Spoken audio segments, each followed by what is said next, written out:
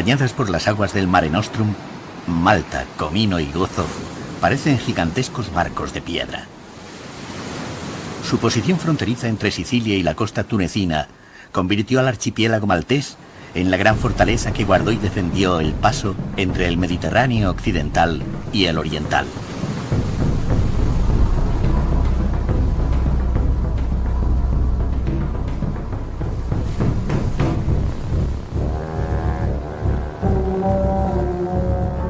Ansiada por su valor estratégico, Malta tuvo una existencia gloriosa durante el Renacimiento y el Barroco, cuando los caballeros de la Orden de San Juan de Jerusalén se instalaron en ella y la sembraron de palacios e iglesias.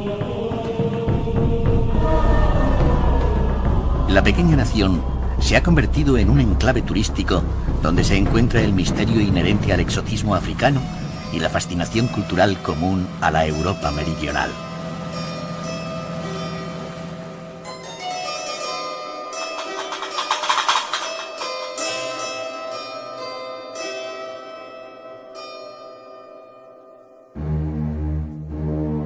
Los 170 años de dominación británica dejaron en Malta algo más que su pertenencia a la Commonwealth.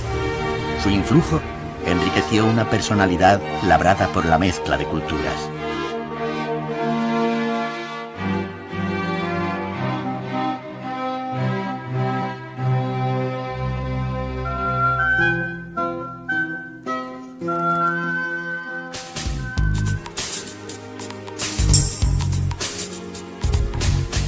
Malta y sus islas, el archipiélago dorado, entró a formar parte de la historia mundial gracias al Gran Puerto, protegido por las antiguas ciudades de Victoriosa, Cospicua y Sanglea, que terminaron por fundirse con La Valeta para dar lugar a la capital maltesa.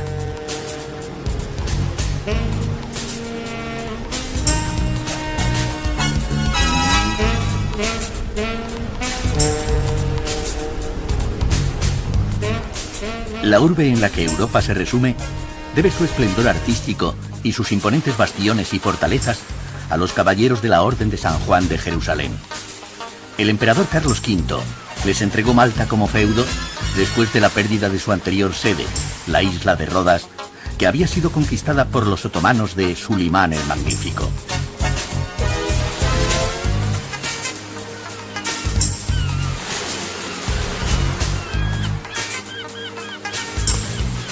Diariamente, los paquebotes de cruceros traen a miles de visitantes que recorren la República Street en busca de los monumentos más representativos levantados por los monjes guerreros sobre la península rocosa de Estiberras.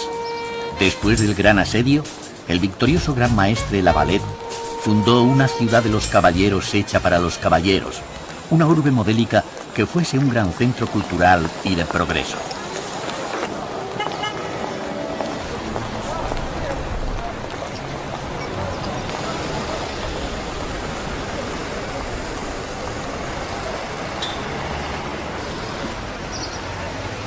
Muchos de los caballeros eran nobles que implantaron en sus albergues o cuarteles generales el lujo de sus respectivas cortes, levantándose edificios tan grandiosos como el albergue de Castilla, León y Portugal.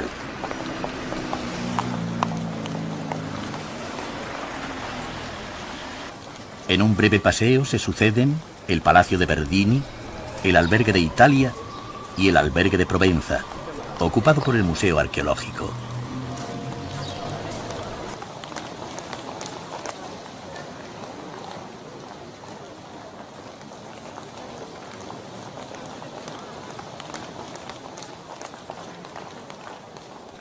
Las salas muestran las huellas dejadas por fenicios, romanos, musulmanes y normandos que ocuparon el archipiélago maltés, atraídos por su importancia estratégica en el centro del Mediterráneo.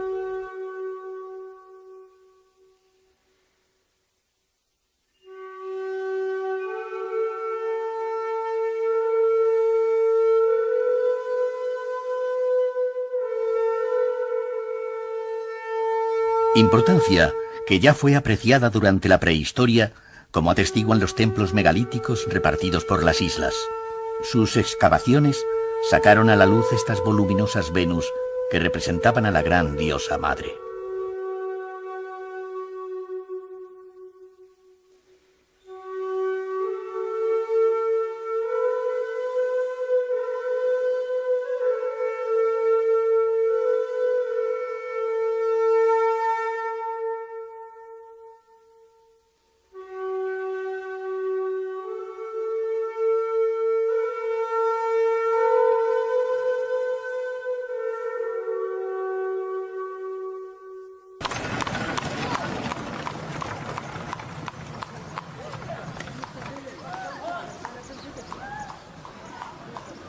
Las cortes europeas, que impusieron el lujo como una demostración de su poder, también introdujeron los avances científicos. La Valeta contó con el gran hospital de la Edad Moderna, la Sacra Enfermería, donde no se distinguía entre nobles y esclavos, aplicándose la medicina y los conceptos higienistas más avanzados, como el no compartir cama.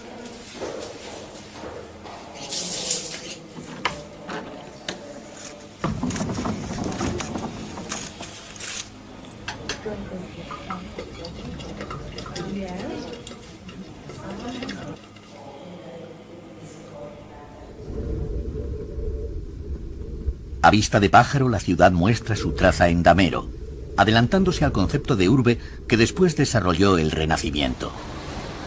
Sus planos se deben al arquitecto Laparelli, que no dejó nada al azar. Las calles las orientó hacia el mar para que estuviesen ventiladas por la brisa. La ordenanza rigió en todas las construcciones e implantó un sistema de alcantarillado y drenaje tan revolucionario que terminó con la podredumbre habitual de las ciudades de Europa.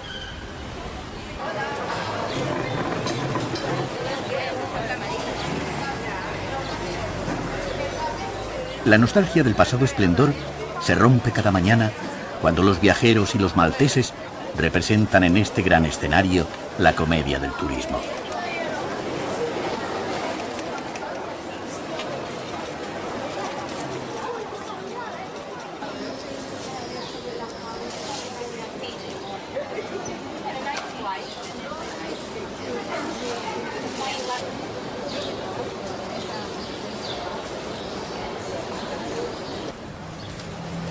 Los recién llegados suelen encaminarse hacia la concatedral de San Juan, comenzada a construirse en el último tercio del siglo XVI por Girolamo Casar, autor de buena parte de los palacios e iglesias de la Valeta.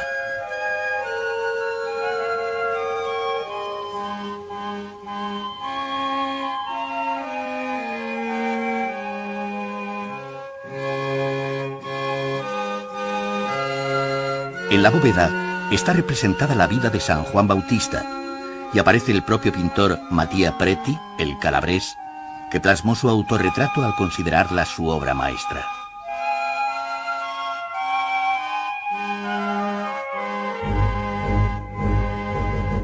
Cuatrocientas lápidas sepulcrales de mármol, pertenecientes a los aristócratas de la orden, forman el regio solado de un templo que expresa el auténtico horror al vacío del barroco.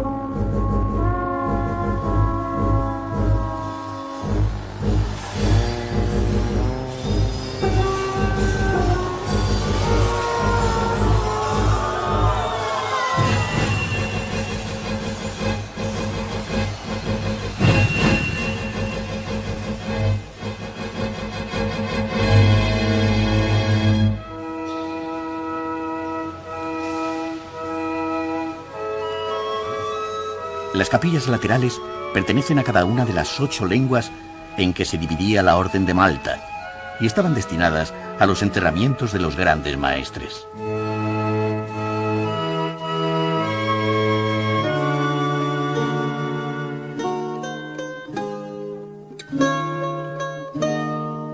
Francia guarda en su capilla el monumento barroco del gran maestre Vignacourt y el monumento neoclásico de Pradier, dedicado al desgraciado vizconde de Beaujolais, hermano de Luis Felipe de Francia.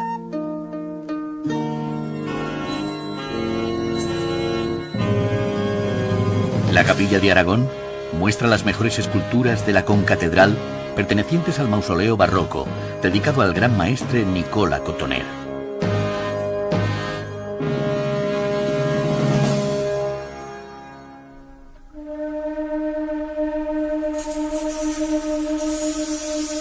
En el oratorio contiguo se custodia la degollación de San Juan, obra en la que Caravaggio llevó hasta las últimas consecuencias la técnica del claroscuro y quedó tan satisfecho que es el único cuadro que dejó firmado.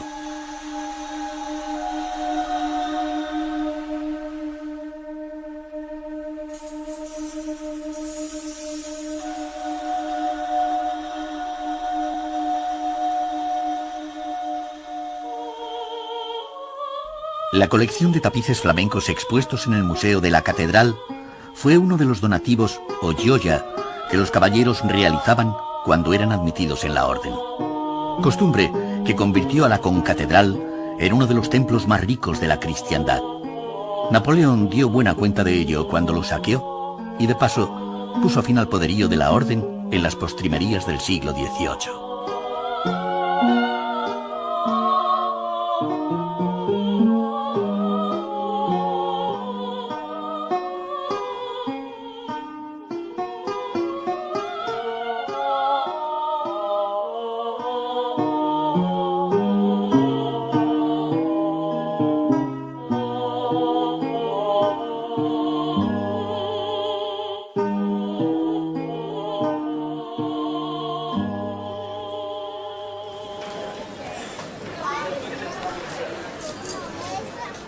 El centro de la vida ciudadana se encuentra en la plaza de la Biblioteca Nacional, donde la efigie de la reina Victoria recuerda el influjo británico de la isla, muy valorado por los jóvenes que llegan a estudiar inglés mientras disfrutan de los placeres mediterráneos.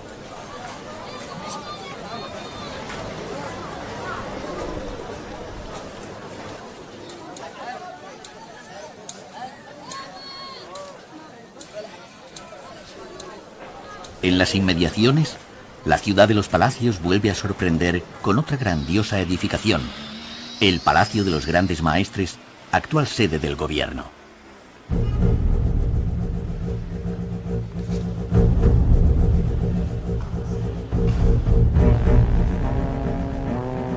Al recorrer sus salas, se recuerda que durante 2 siglos y medio, los caballeros de la Orden de Malta gobernaron el archipiélago desde este palacio, que también es obra de Girolamo Casar.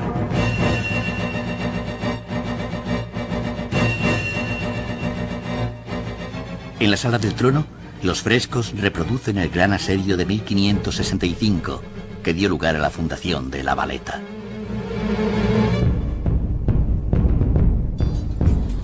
Sulimán el Magnífico atacó con 40.000 genízaros y numerosos piratas del norte de África a sus mayores enemigos, los caballeros de Malta.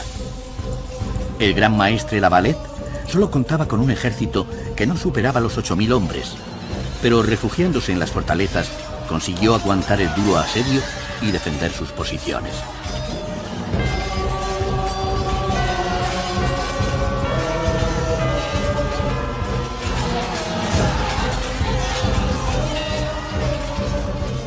La llegada del Gran Socorro con 6.000 soldados procedentes de Sicilia cambió la suerte del combate. Los cristianos incrementaron sus ataques e incluso dieron muerte al célebre pirata Dragú.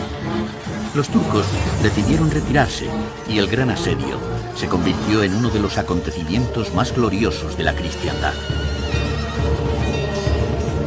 No hay guerrero sin armas, por lo que la armería del palacio muestra su evolución hasta el siglo XVIII, cuando las armas de fuego terminaron con la forma de guerrear de los caballeros.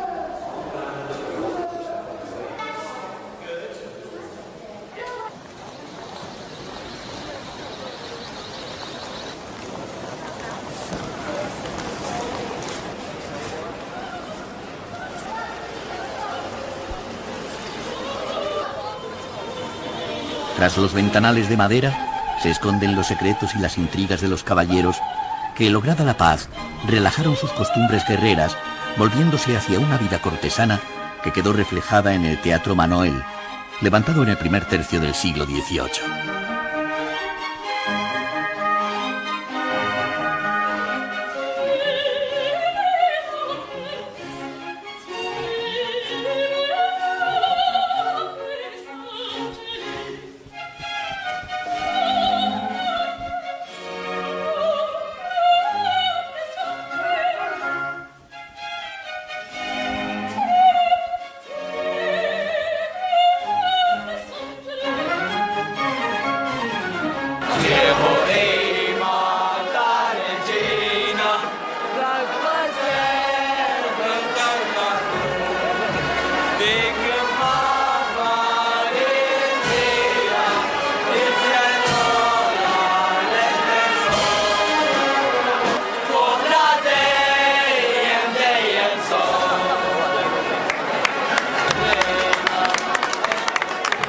Resulta difícil visitar Malta sin encontrarse con algún festejo religioso, la mayoría instituidos por los monjes guerreros, como la celebración de la procesión de la Virgen del Carmen, venerada por enfervorecidos marineros.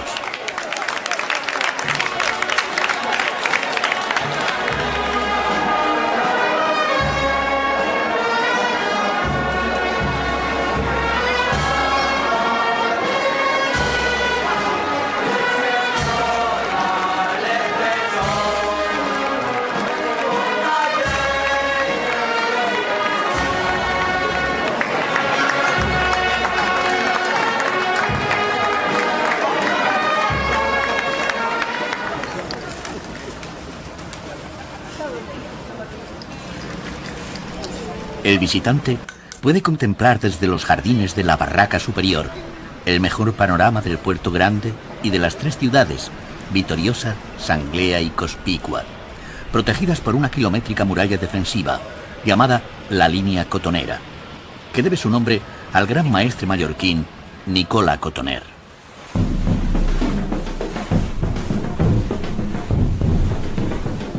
En torno al castillo de Sant'Angelo se establecieron los primeros caballeros, dando lugar a la ciudad de Virgu, luego llamada Victoriosa. El auge de la orden logró que las vecinas Sanglea y Cospicua se llenasen de históricos edificios que centraban la actividad marinera de la orden.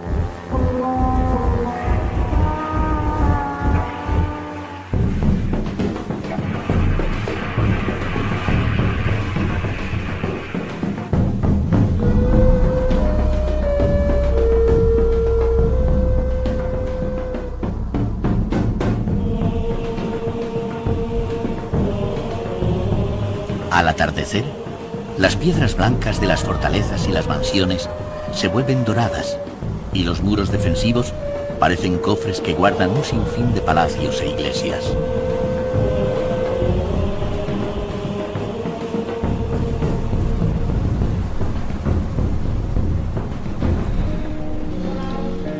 Pocos son los turistas que se adentran en Victoriosa, Sanglea y Cospicua, que viven entregadas al pasado. Tras los muros de piedra, tras sus miradores de madera, se ocultaba otra historia, la cotidiana de los nobles convertidos sin vocación en monjes, la de los malteses que hicieron fortuna en las cortes europeas, e incluso la infrahistoria, la del puerto que saciaba todos los apetitos de navegantes y guerreros. El complejo defensivo alcanzó tal desarrollo que convirtió en inexpugnable a la capital maltesa. Cada fortaleza estaba defendida por una de las nacionalidades o lenguas que formaban la orden de los caballeros.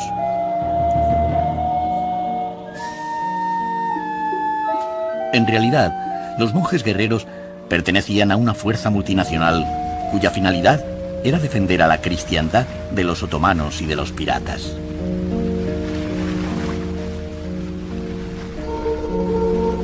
La Orden de Malta consiguió que el Mediterráneo volviese a ser un mar pacífico y placentero.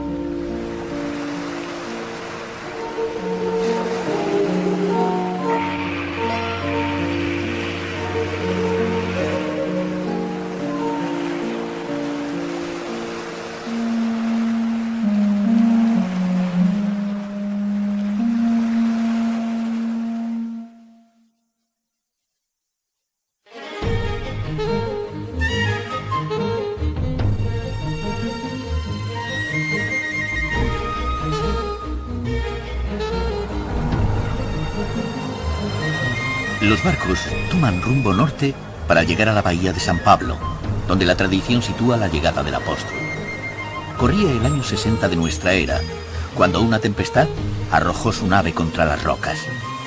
El naufragio obligó a San Pablo a pasar 3 meses en la isla evangelizando el archipiélago antes de continuar viaje hacia Roma, donde le esperaba el martirio.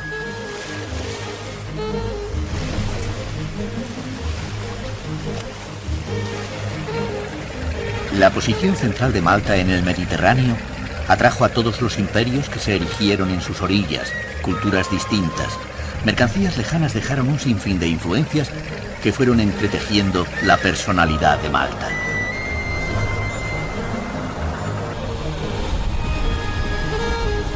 Y si el mar trajo al invasor, También fue el mar la fuente de vida de los numerosos pescadores del archipiélago. Nadie podrá conocer estas tierras si no ha navegado frente a sus costas.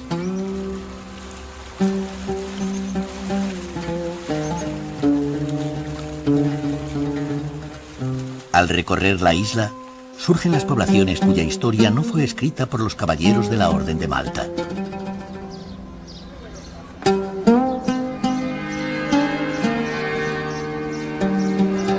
En el sudeste, Marshallok prosigue con su actividad pesquera iniciada en tiempos de los fenicios. Las barcas pintadas por cada familia de pescadores, con el fin de que sean únicas, forman un reino multicolor, balanceándose junto a los reflejos de las pétreas edificaciones. La vida tradicional palpita en sus muelles.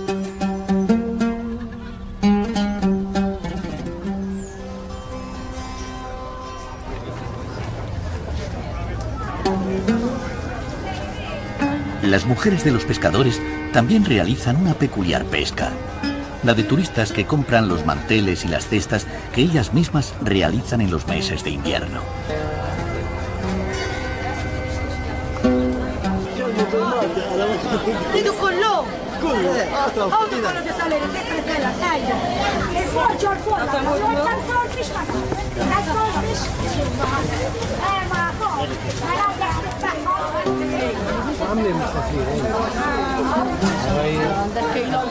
Los mirones se entretienen con las capturas que diariamente extraen del mar desde las barcas más coloristas del mundo. Sus propietarios las adornan con ojos que espanten el mal de ojo y con vivos colores que atraigan la suerte en la pesca.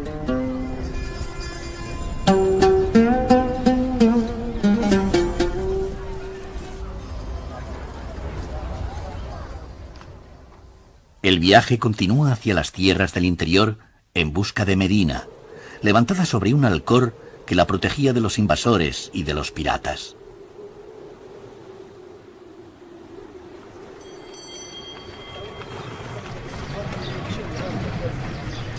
Al atravesar el puente levadizo, surge el medievo, la época en la que se formó la personalidad maltesa, como una mezcla de influjos bizantinos, normandos y árabes.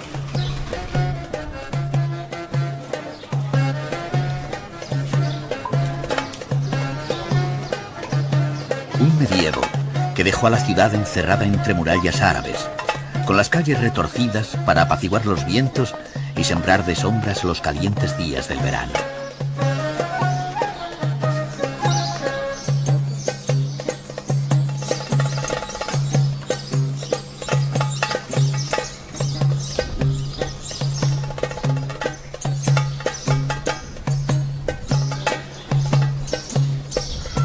Medina fue la capital antes de que llegaran los monjes guerreros y siguió siendo un reducto de la aristocracia local que nunca terminó de adaptarse al dominio de la orden.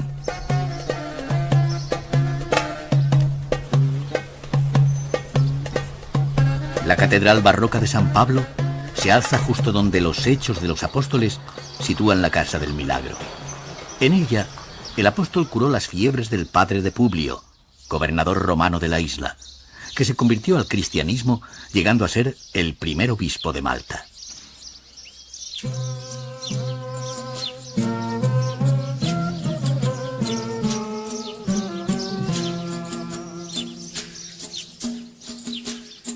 Poco a poco, Medina se ha transformado en una ciudad museo, sin coches y sin prisas, donde algunos palacios han sido convertidos en pequeños hoteles repletos de buen gusto y otros guardan celosamente tras sus muros a las religiosas que consagran su vida a Dios.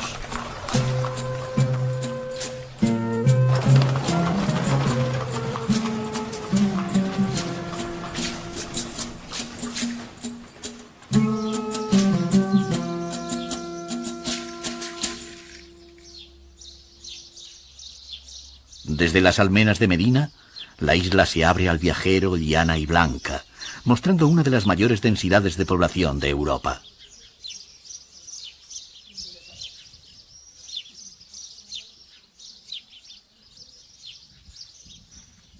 A las afueras de Medina, en el histórico suburbio de Rabat, se abren varias catacumbas.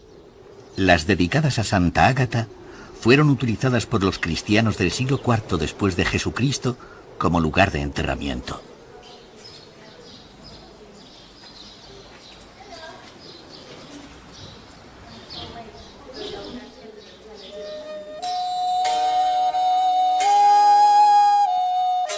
La oscuridad del recinto troglodita ha conservado una serie de pinturas muy valiosas que informan de los hábitos y creencias de los primitivos cristianos. Excavadas en la pared rocosa, las mesas de ágape, propias de estas catacumbas, eran utilizadas por los séquitos del duelo para celebrar el banquete funerario.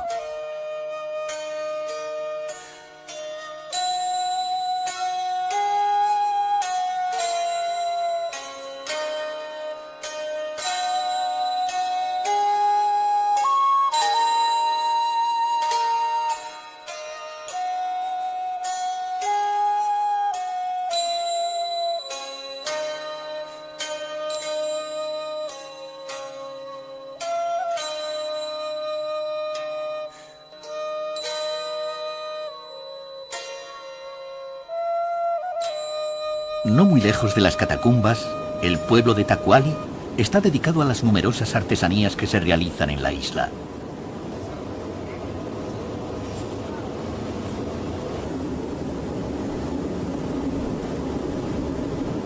La industria del cristal soplado, heredada de los antiguos romanos, alcanza una perfección apreciada en todo el mundo por las valientes mezclas de colores y la originalidad de los diseños.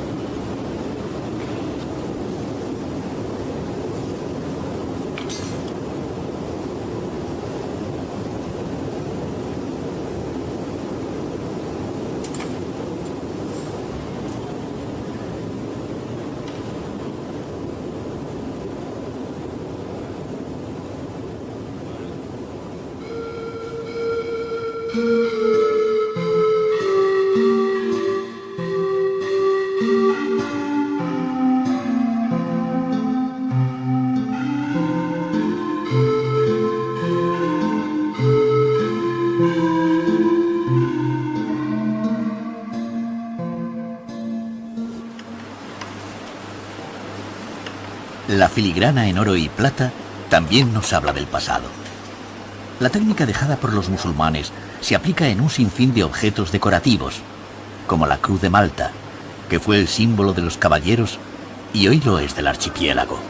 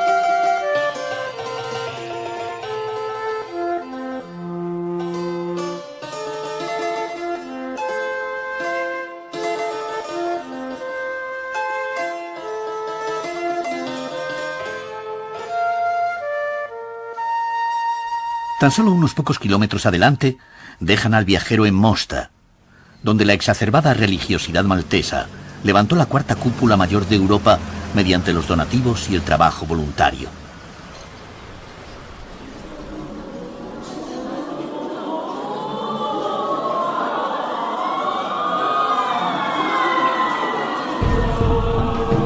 Inspirada en el Panteón de Roma, el busto maltés, por los colores, la decoró con los que simbolizan a la Virgen.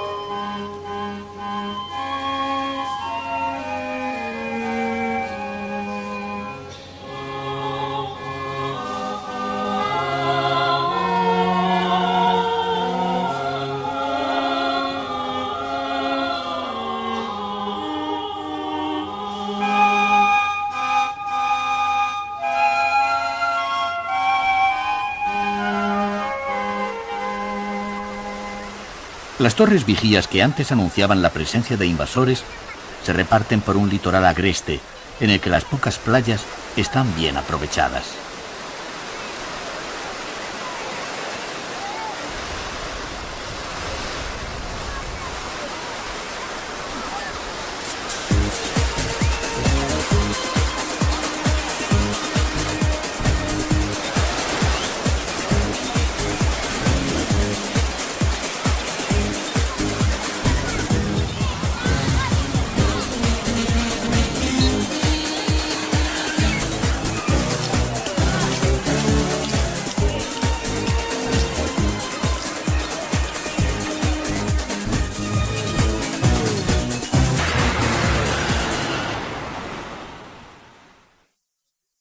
La mayoría de los veraneantes viven en Sliema y en las poblaciones vecinas.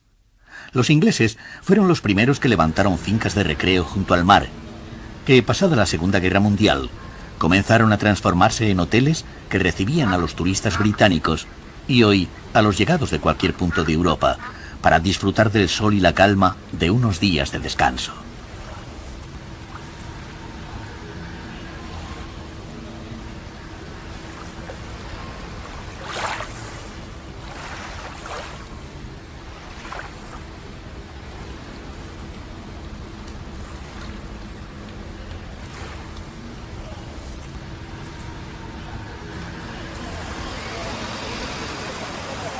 La zona hotelera se extiende hasta San Julián y al tradicional puerto de Msida, que brilla de manera especial las noches de verano, cuando los restaurantes extienden las mesas junto al agua y el fuerte Fortiza se convierte en una pizzería.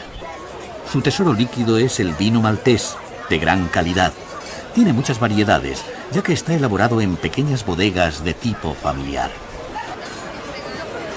Con el buen sabor de boca que deja la cocina tradicional, se comprueba de manera directa la mezcla de culturas que impera en la isla. Para muchos, Malta parece un resumen del Mediterráneo con una injerencia inglesa.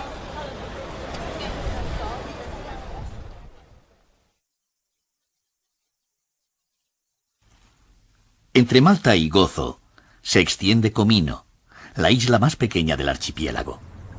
Sin tráfico rodado, se ha convertido en una auténtica reserva natural.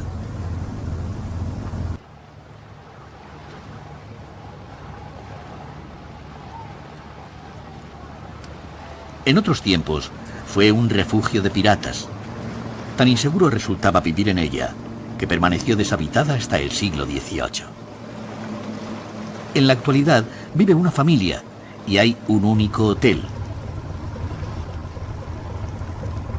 Jiena Salvo Vella li qed ngħix fuq din il-gżira.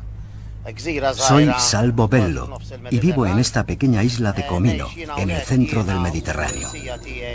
Aquí solo vivimos 4 personas, mi tía, mi prima, mi hermano y yo. La isla me gusta mucho más que Malta y Gozo. En invierno no hay nadie más en la isla que nosotros. Tenemos sol y mar en abundancia.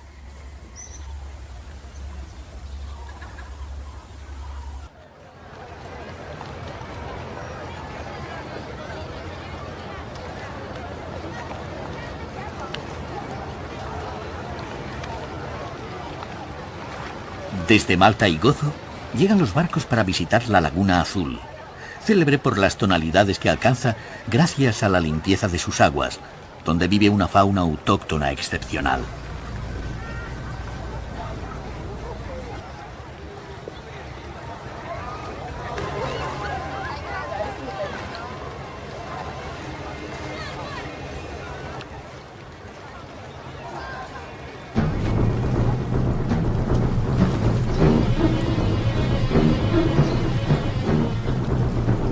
Los acantilados de la costa se abren en un sinfín de grutas.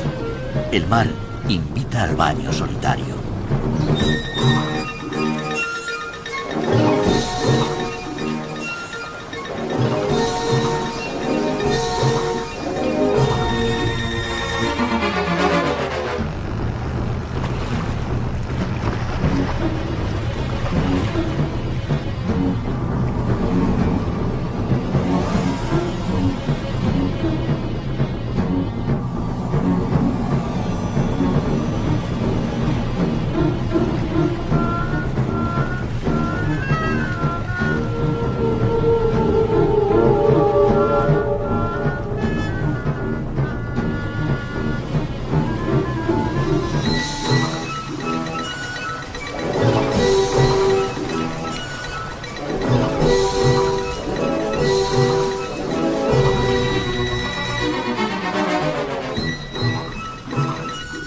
Pero si fabulosa es la parte que aflora a la superficie, sus fondos marinos son de una grandiosidad asombrosa.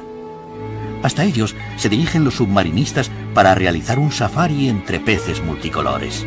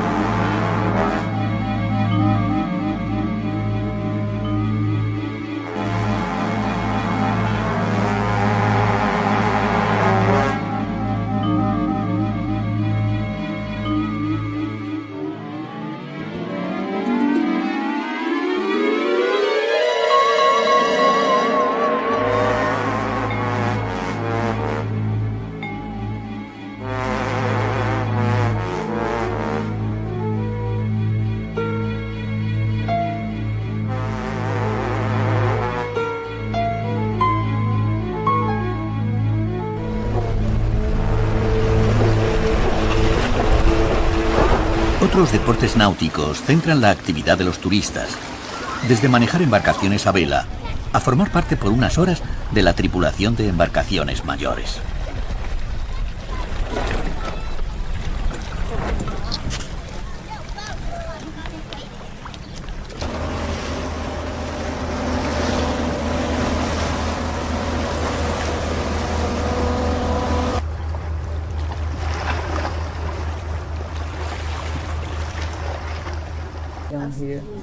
Okay.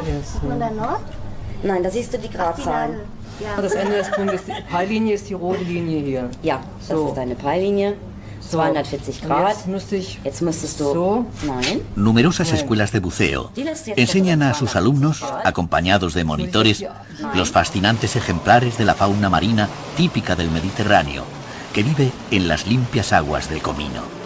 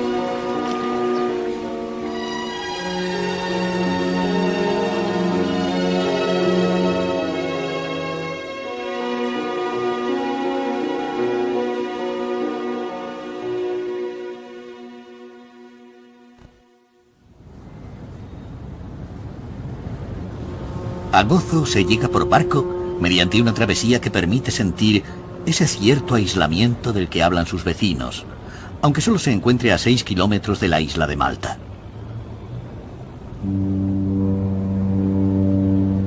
La llegada a Amgar aclara las diferencias entre ambas islas, ya que Gozo tiene bastante vegetación y una falta absoluta de ensenadas profundas, por lo que hubo que construir el puerto artificial.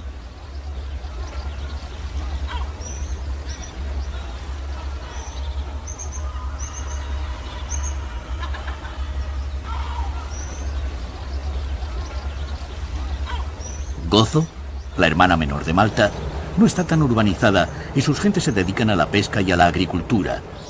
Las colinas y los fértiles valles producen un paisaje más variado que la horizontalidad maltesa. Un breve trayecto conduce al centro de la isla de Gozo, donde se alza la ciudadela de Victoria, su capital. El recinto amurallado, una reliquia de la Edad Media, no consiguió frenar los ataques y a menudo, ante el peligro inminente de la llegada de los piratas, los habitantes de Gozo se veían obligados a huir y refugiarse en la cercana Malta, e incluso en ocasiones llegar hasta Sicilia.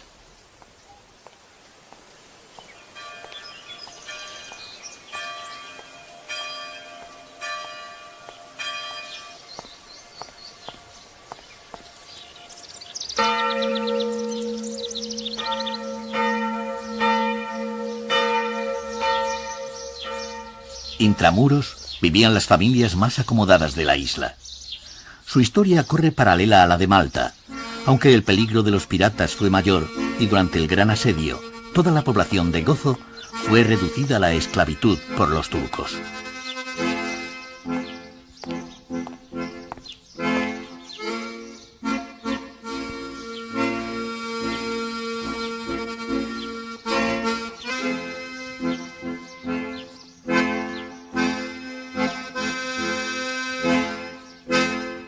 La catedral comenzó a construirse a finales del siglo XVII y sin lugar a dudas fue la obra más lograda de Lorenzo Caffa, el gran arquitecto del barroco maltés.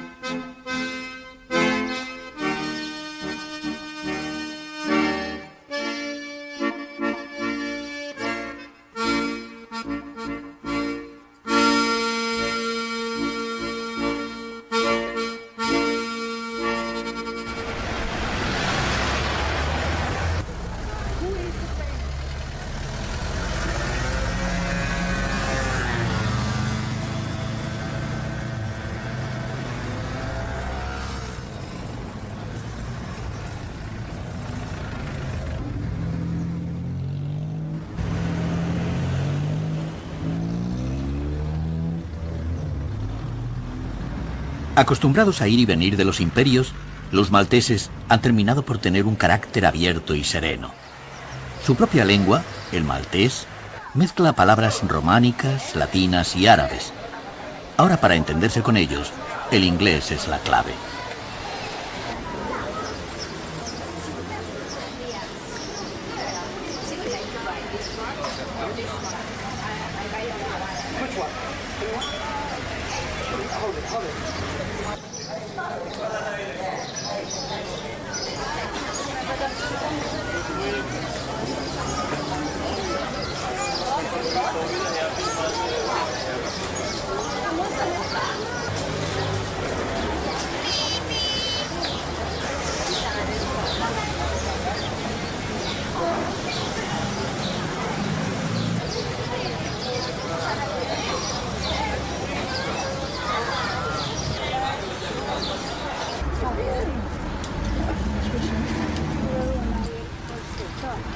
El reloj parece que se paró hace tiempo.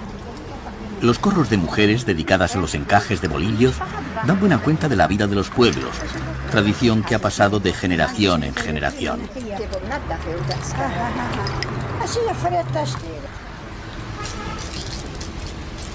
Los cestos empleados por los marineros para realizar las capturas se siguen elaborando de forma artesanal.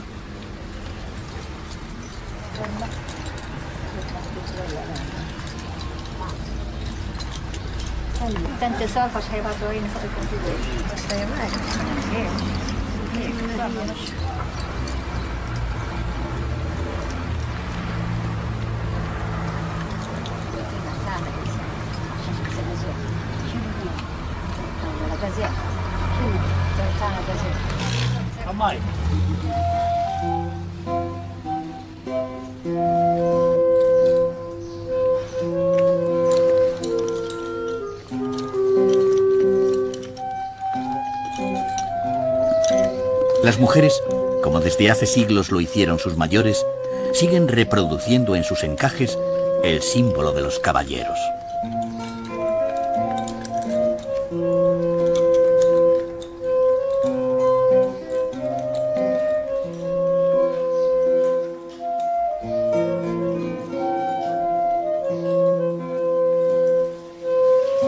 Hasta hace poco tiempo, las mujeres de la capital venían a lavar la ropa a la Gran Fontana, construida en el siglo XVII. Pueblos, artesanía y costumbres son una reliquia de la vida campesina. Aquí tenemos comida típica de Gozo, como el queso de oveja con pimienta negra, los tomates secados al sol, que están muy buenos y duran todo el año, y el sirope de zanahoria, que es muy bueno para la tos. Se toma en vez de la medicina y se llama gulep.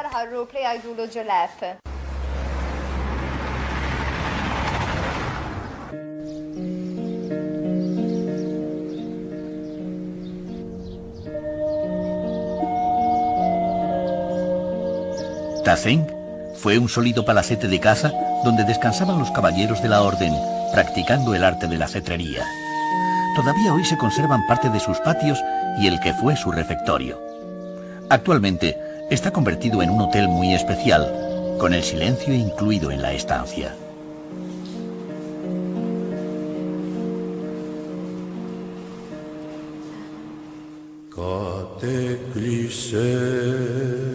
De vuelta a la costa, cerca de Chagra, los acantilados y las grutas de Debra son el territorio de la leyenda. Según cuenta Homero en la Odisea, la ninfa Calipso, hija de Atlante, raptó a Ulises, que había naufragado frente a la costa. Durante 7 años lo retuvo en este laberinto de cuevas, seducido por sus encantos, aunque las malas lenguas dijeran que se ayudó con el excelente vino maltés. Le prometió la eternidad si se casaba con ella, pero Zeus mandó a Calipso que liberara al héroe de Troya.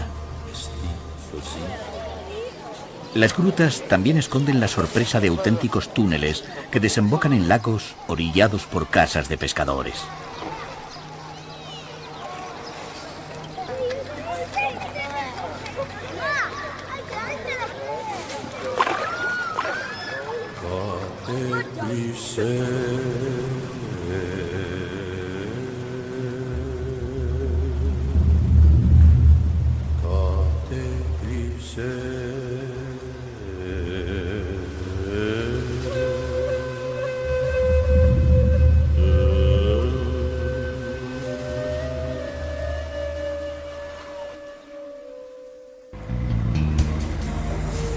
La vida cotidiana de los pescadores se desarrolla junto a los hoteles en Masalforn.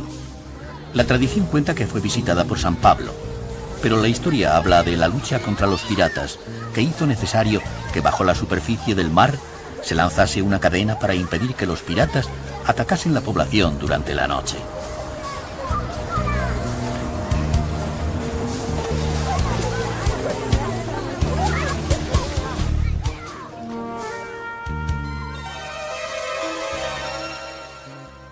Siguiendo la costa, en las cercanías, las rocas están esculpidas con salinas que recuerdan composiciones del pintor Paul Klee.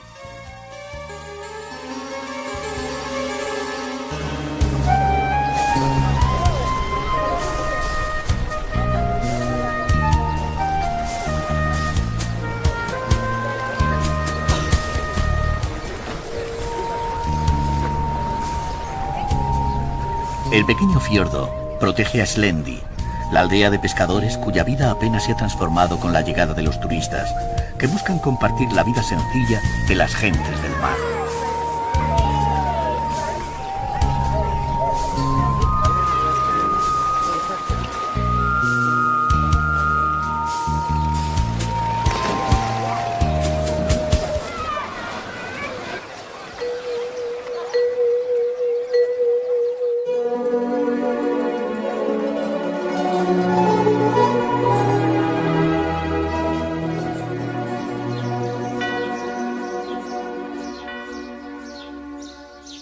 Igual que Malta, Gozo tiene todas sus elevaciones coronadas por una iglesia.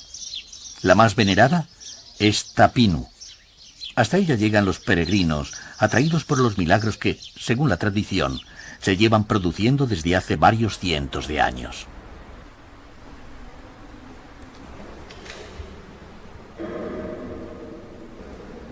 A principios del siglo XX, se levantó en estilo románico la descomunal basílica, donde Juan Pablo II celebró la Santa Misa cuando visitó las islas.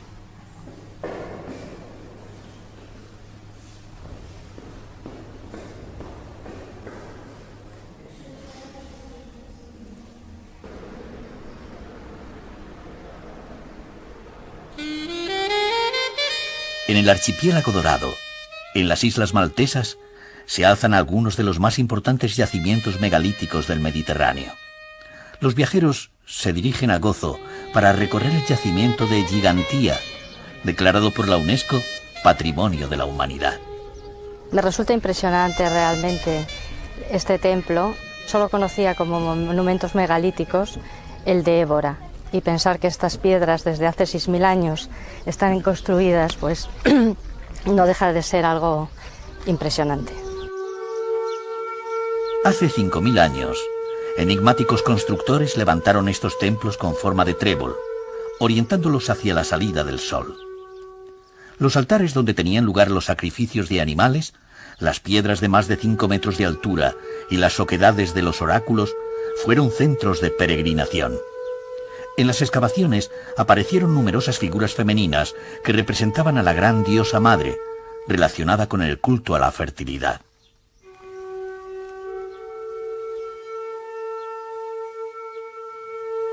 La espiritualidad de los malteses se sigue manifestando desde la antigüedad más remota en sus templos megalíticos hasta nuestra era en sus catedrales e iglesias.